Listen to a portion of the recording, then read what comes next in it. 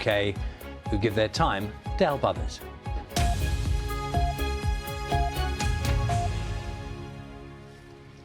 Time now is just coming up to 6:30. Millions of Ukraine's children have had to flee their homes since the war began, with UNICEF estimating that 2/3 of them are now displaced.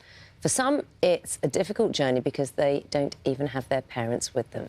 One children's home in the eastern front line in Luhansk had to move all its children hundreds of miles across the country to the western city of Lviv, where our correspondent Dan Johnson has been to meet some of them. Watch for the flash of panic across Angelina's face.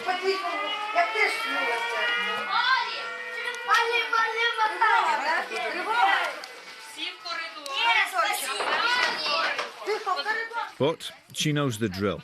She's been through more air raids than any 11-year-old should. The lives of these orphanage children are now dominated by running from war and taking cover from attacks.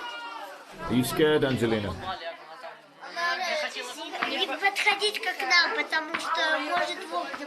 Angelina tells us to stay down and keep away from the windows. She's a veteran even before she's reached her teenage years. Smartphone apps show alerts spreading across the country, and thoughts turn to home. This is Lysychansk, Angelina says, reading memories of the town she was evacuated from. I want to go home. The more they shoot, the more I want to go back, she says. But Angelina has no idea what awaits. Her mother couldn't look after her, and they were separated before COVID hit. Angelina was placed in the children's home, and the last she heard was a call from her uncle a month ago. I miss them very much, she says. I don't want to stay in Lviv anymore. I want to be with my family. This is why they came west. Bombs landed close to their orphanage in the Luhansk region soon after they escaped in the early days of the invasion.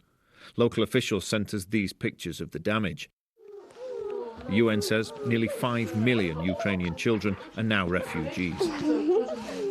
Vova tells me he heard shooting and bombing early on the morning of the invasion. I didn't know exactly what the sounds were. Then Russian tanks invaded Lysychansk. We packed all our stuff. The manager was thinking we would evacuate to Lviv or Kiev. Lviv it was, but even this far west, they're not safe. Vova's phone now holds videos of a missile strike nearby. It was very close to here. We even saw the fire. The windows were blown out and some shrapnel flew in. It was here on the floor. I was walking on fragments of glass. And there's a reminder, those who protect and nurture these children are fragile too. Olga got Vova, Angelina and the other children of Lysychansk to safety, but her own family, her own son, was left behind. To say how it is to leave, to go, how it is, it's hard, impossible, worrying. How can you live? How can you work knowing that this is happening there? Relatives in danger every moment of their lives.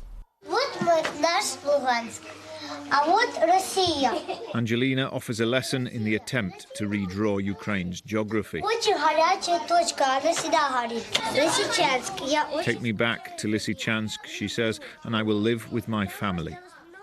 Mom, if you see this, I love you. I love all my relatives, and I want the war to be over. Then we will rebuild Lysychansk and our country. Dan Johnson, BBC News, Lviv. Well, that's a very moving piece. Angelina, the little girl who's featured, what a bright spark, just fantastic spirit. It just made me think it is unforgivable that children will have these memories and are living these lives at this moment in time. But they're so resilient, and obviously our thanks, Dan Johnson's report there, just for having access to those children and just seeing the journeys they're having to make.